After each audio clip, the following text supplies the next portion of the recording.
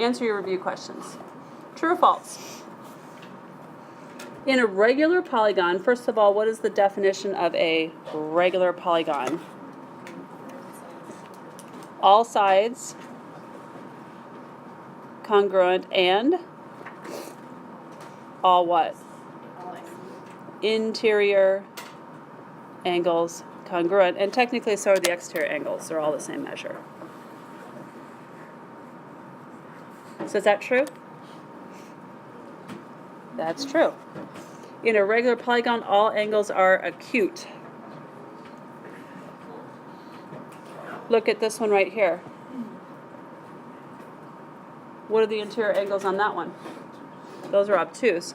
So that one's false. So cross out the figure that is not a regular polygon. 1, 2, or 3.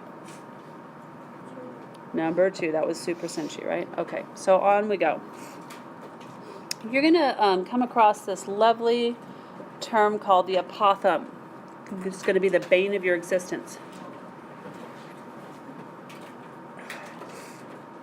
The apothem is the perpendicular distance from the center of a regular polygon to one of its sides. And so you can see this right here is what they're referring to as the apothem, this dotted line. It comes from the center and it is perpendicular to one of the sides. So every polygon has numerous apothems that you could draw in there. We always only just draw one. And so let's label the pieces. So this right here is known as the center. So write that in there. And then this is known as the, what did we just call it? Apothem.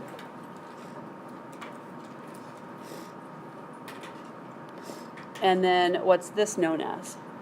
Oh, that was tough, a side. And so what is going to end up happening, so don't turn your paper yet, what's going to end up happening is we're going to create this triangle inside by drawing a, if I were to inscribe this in a circle, in other words, if I took a circle and put it around each of the vertices here so that the hexagon was inside the circle and each of the vertices was touching the circle, I could draw this radius from the center to a vertex and the center to a vertex. That would be the radius of the circle because the vertex is touching the circle. And you create this lovely triangle that's inside here. Isn't the apothem the height of that triangle? But we're going to use trig to get there. So either Pythagorean's theorem or sine, cosine, tangent, or 30, 60, 90s, or 45, 45, 90 triangles to find any of the missing pieces in here. And if this is equal and this is equal, this is at least at a minimum an isosceles triangle. What does the altitude of an isosceles triangle do to the opposite side? It bisects it. So this piece of the side and this piece of the side are going to be equal. So these are all things that we have to, all prior knowledge that's going to come into play. So let's look at the next page.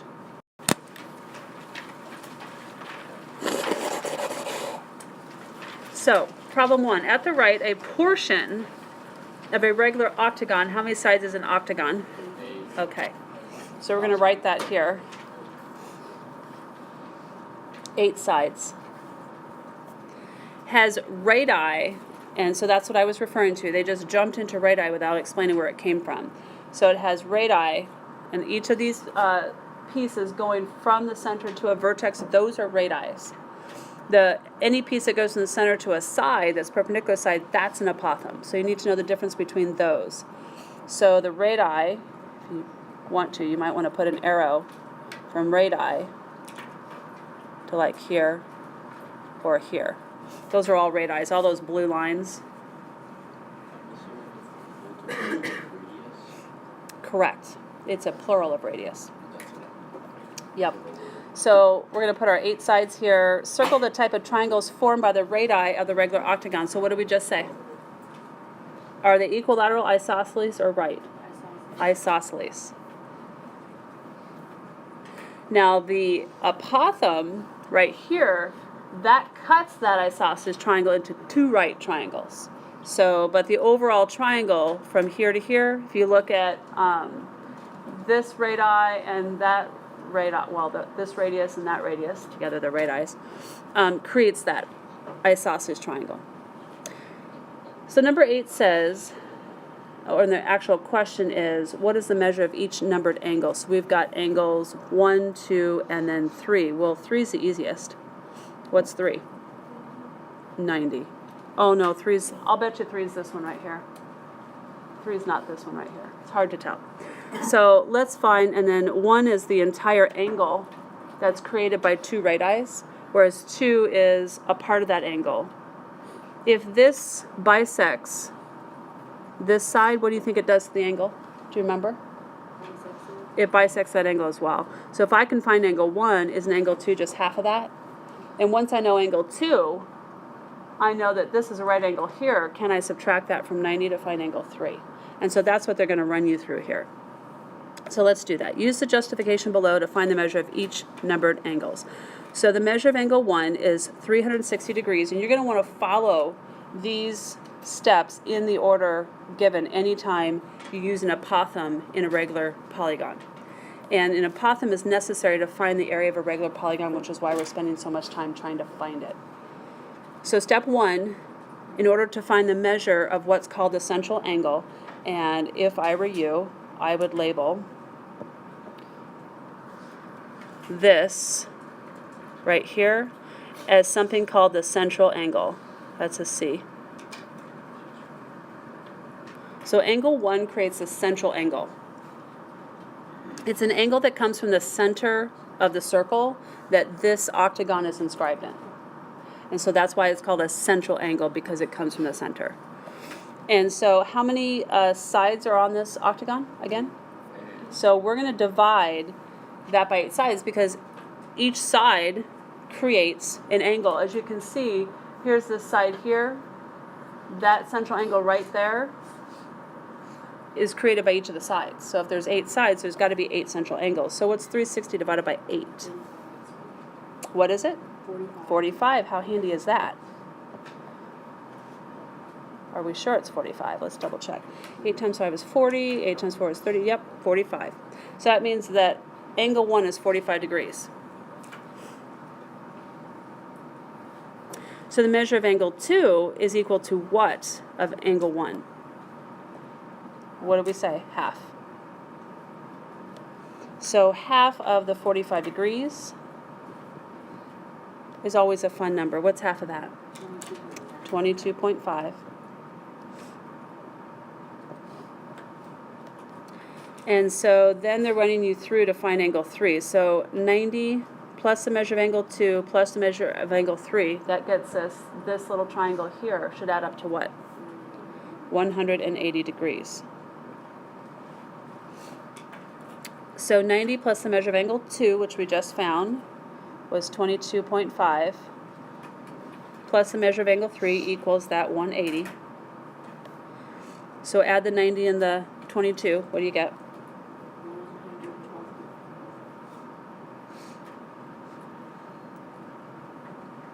112.5 plus the measure of angle 3 equals 180. And then subtract the 112.5. What do you get? What do you get? Use your calculator. What do you get? I still can't hear you. 67.5. Okay, so 67.5 degrees. So what that does for us, we don't have a special right triangle in there, which is fine. We can always find the measure of the apothem by using sine, cosine, or tangent. All we need is one side and an angle, and we've just found an angle inside the triangle. We found angle 2 and we found angle 3. And so write the measure of each numbered angle. So angle 1 we found was 45 degrees. Angle 2 we found was 22.5. And angle 3 is 67.5 degrees. So that's all they wanted there, but eventually they're going to want you to find the apothem. So some of your questions on your homework tonight, you're just finding the angles. So then we come across postulate 10.1 and postulate 10.6. And postulate 10.1 says, If two figures are congruent, then their areas are equal. Does that seem like a no-duh? So if two figures are congruent, meaning they're identical size and shape, then their area has to be equal. So question 10 says, if the area of triangle AOB, so we have AOB, that's this triangle right here, it's just a piece of that hexagon. If they're congruent, all of these are congruent, then all you have to do is find the area of one of those triangles and do what? Multiply it by the number of triangles that are in there. So in this case, find the area of one triangle and multiply it by 6. So if the area of AOB is 24 inches squared, then the area of BOC is also 24 inches squared. If the area of BOC is 8 inches squared, then AOC should be what? Look at what AOC is. If BOC, right here, let's go ahead and put an arrow to that one. If that is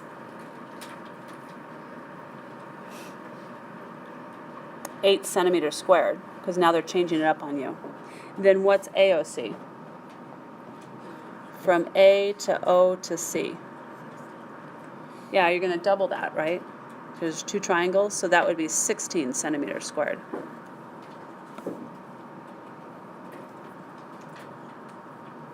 So Theorem 10.6 gets you to the area formula of a regular polygon. This is for, you can use it for an equilateral triangle. You can use it for a square. You can use it for a pentagon, hexagon, septagon, all the way up, so long as all sides are equal and all interior angles are equal. So, number 12. The area of a regular polygon is half the product of the apothem and the perimeter. So, what do you know about the perimeter? How do you find the perimeter of this? Yeah, so what would the perimeter of this be if the side length is x? What's x plus x plus x? So it would be 6x. If you knew what it was, you'd multiply it by 6. So here they've given you the apothem is 10, the perimeter is 80, and the area is 1/2. We know the apothem is 10. What do you do with the perimeter? So put your 80 in there. And what do you get? If I were you, I would take half of the 80. What's half of the 80? 40, and then what's 40 times 10? 400. You can only take half of one of the, and we're going to just call this unit squared. You can only take half of one of the two items, not both of them. So then the second one, we've been given the apothem and the perimeter. Oh, sorry. Oh yeah, they get this. So we've been given the apothem and the perimeter.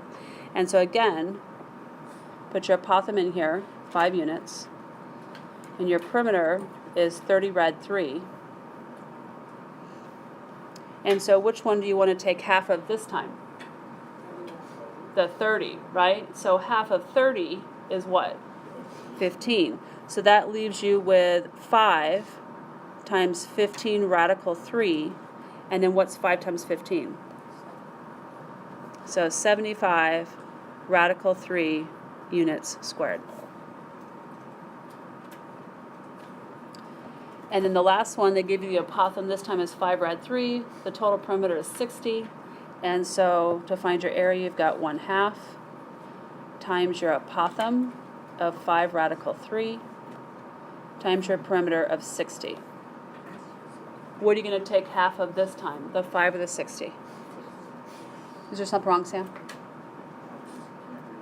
Oh, sorry. 75, that 5's hiding. 75 rad 3.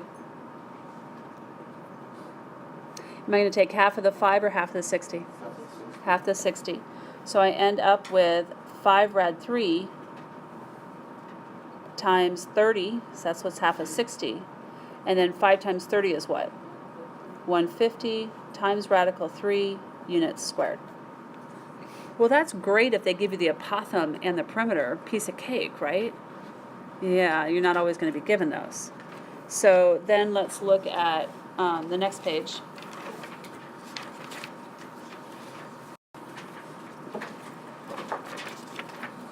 So problem 2, what is the area of a regular pentagon? So what are they telling you when they call it a pentagon? It's got 5 sides. And so that's going to be important to recognize that we have a pentagon that has 5 sides. That's important to your perimeter. Everybody stay with me. With an 8 centimeter apothem, we like to jump up for joy when we've been given the apothem. It's always nice. And 11.6 centimeter sides. So this is 11.6 centimeters, and this is 8 centimeters. So you're going to draw your picture, and you're going to label it each and every time. Want to see pictures, labels, and general formulas. So the minute I find that this is a regular enneagon, I'm going to write area equals 1/2 apothem times perimeter, because that tells me the pieces that I need. So what have they given me? I don't know area. Do I know apothem? Yes. That's great. Do I know perimeter? No. So that's the very first thing I'm going to find, because do I have the information to find perimeter? Yeah. I know the number of sides, and I know what each side length is. So that's what they're running you through here. So this is step 1. We're going to find the perimeter. N is the number of sides times S is the length of that side. So we've got 5 sides times the length of that side. Somebody take your calculator. Multiply that out for me. You do the work, not me. Say it really loudly. 58. Even? And it's 58 centimeters.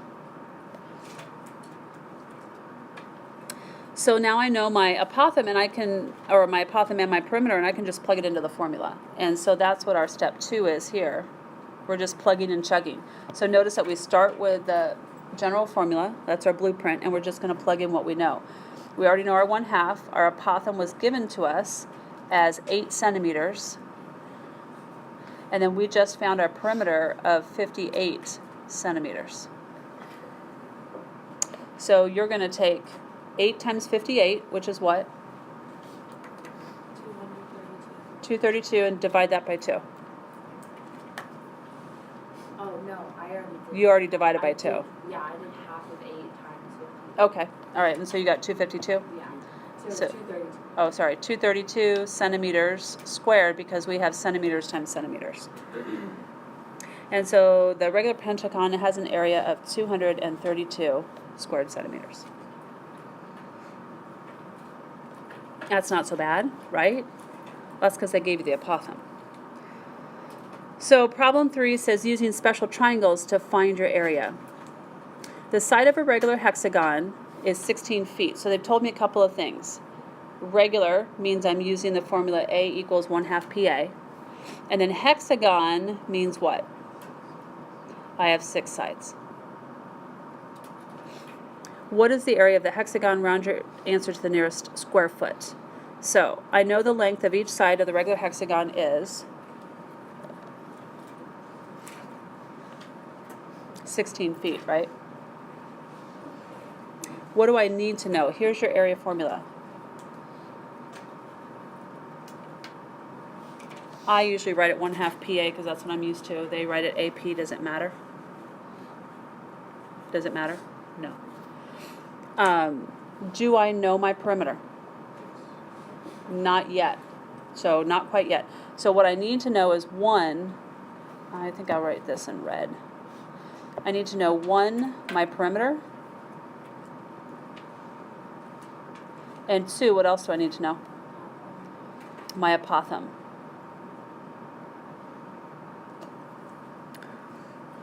So you're going to draw a diagram, which is what they've done here. And I always will draw out my little triangle that we get. So notice that they drew radii here. You only have to draw this one. I don't know. They drew that big one there so you can see what the big central angle is. And so that means that half of that central angle there is 30, or this is 30. Either one is 30. Because if the whole central angle is 60, now where'd they get that? They skipped that part, didn't they? So let's go through that. So step 1 is to find your central angle.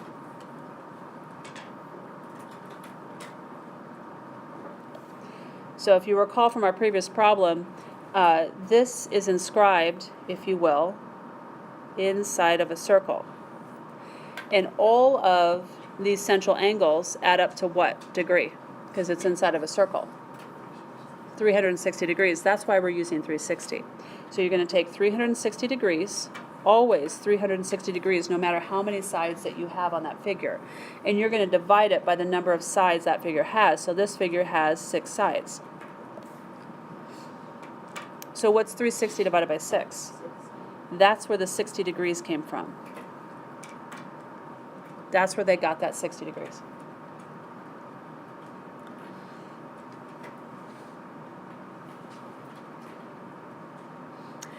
And then we always divide that by 2. Move this up a little bit. So then we always take that 60 degrees and we always divide it by 2 because of that height in the isosceles triangle. And then we get, in this case, 30 degrees.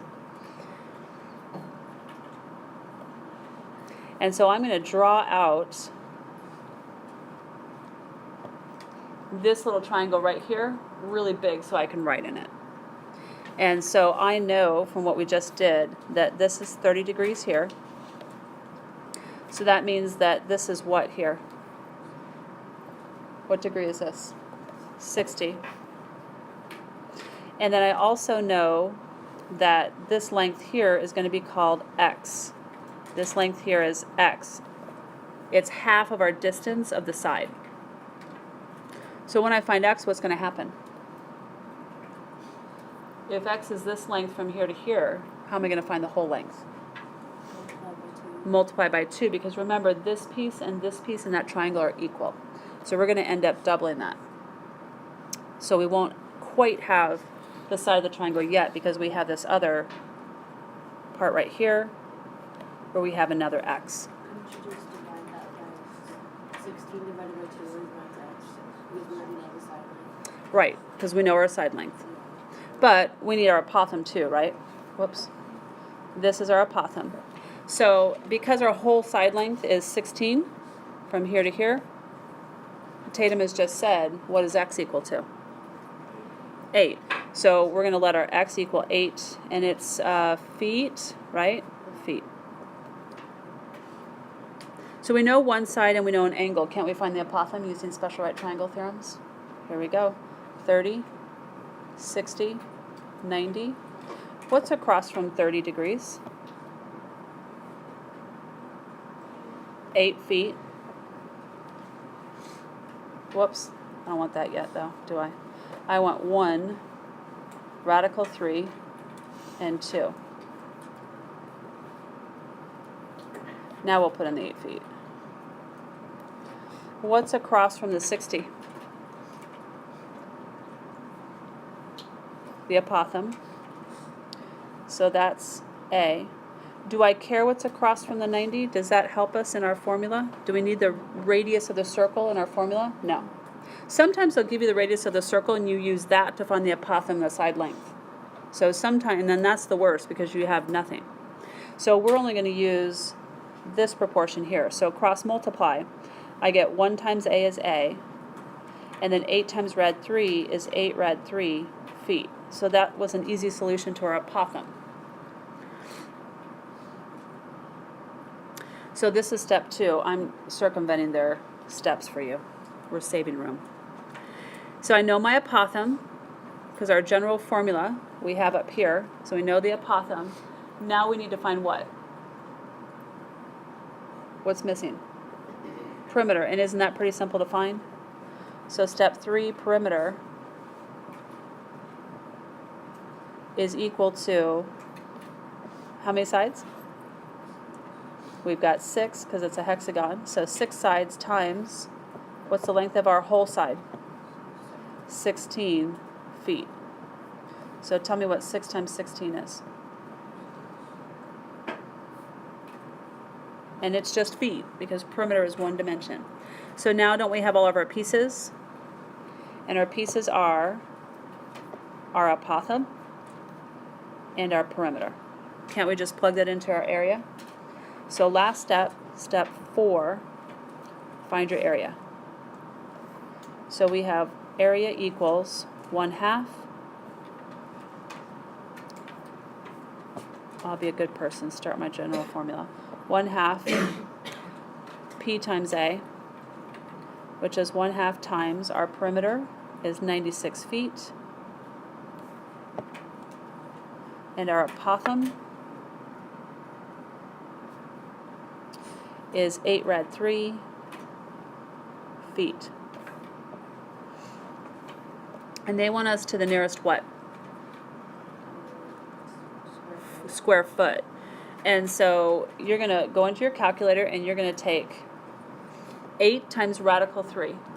Unless you have a graphing calculator, you can do it all at once. But what's 8 times radical 3? And then multiply it by 96, hit equals, and then divide by 2. And tell me what we get. 0.1 feet. Okay, feet squared. So what's the nearest? 665. Yep, 665 is to the nearest square foot.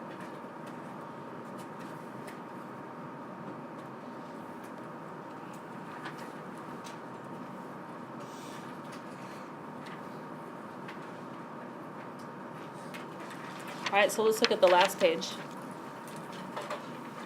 Because you're going to have lots of questions on your homework tonight, there is no doubt. Pardon?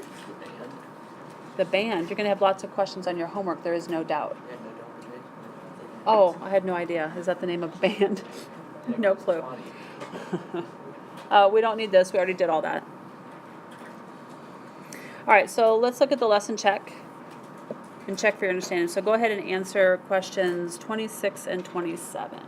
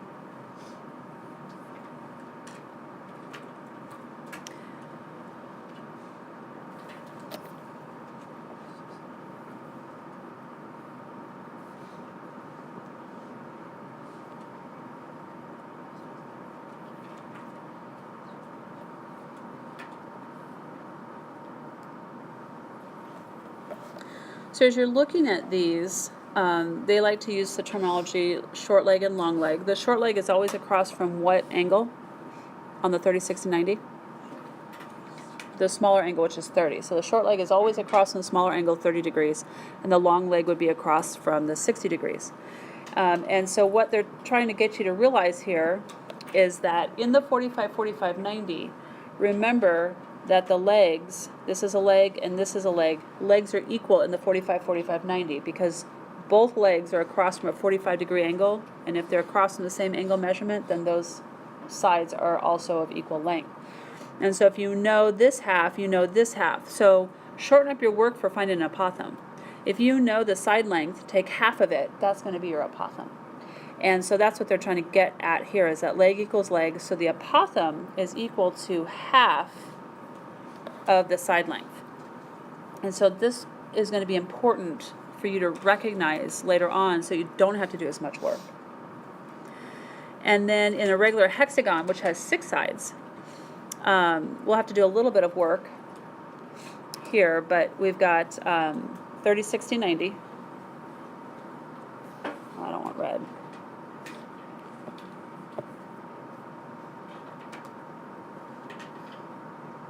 And then we've got 1, radical 3, and 2.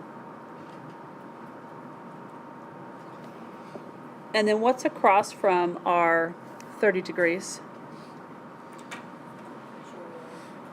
Which is how big? Half of S. So we've got, and we're going to leave it as 1/2 S. That's a 1 there. And then what's across from the 60? Because if that's 30, then this must be 60. So the apothem. And then in the future, what's across from the 90-degree angle? What's this line called? The radius. So we're going to call that R for radius. So they wanted to know the longer leg is equal to what in comparison to the short leg. So in other words, the longer leg is right here. So we're going to solve this for A. So we're going to use this proportion here. So what's 1 times A? That's where they got the A. And then we've got rad 3 times what? Half of S. So that means that A is equal to radical 3 over 2. You can memorize these if you want to. I'll teach you to derive them so you don't have to memorize them.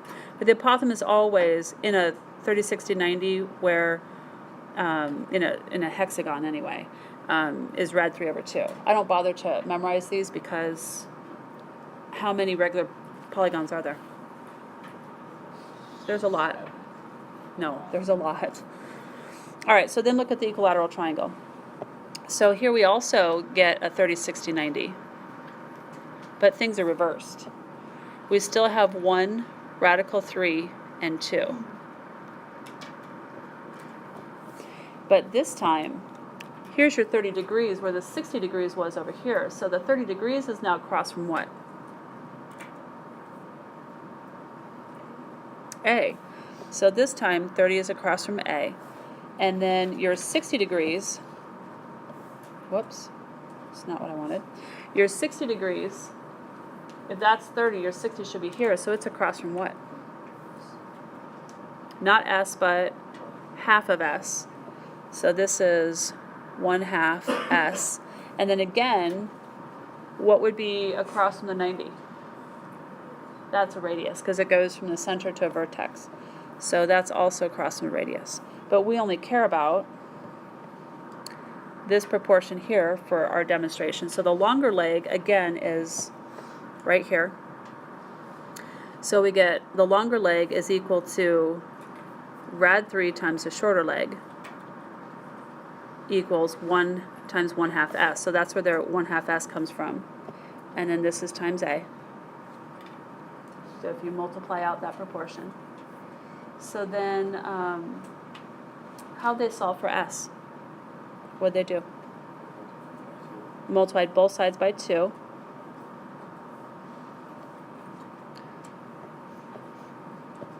And so we end up with 2 rad 3 times A. And so you could memorize that if you wanted to. Again, I choose not to.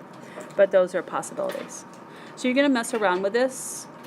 If you get a non-30, 60, 90 triangle, you are going to use sine, cosine, and tangent, SOHCAHTOA. So it's possible that you'll get a non-perfect right triangle.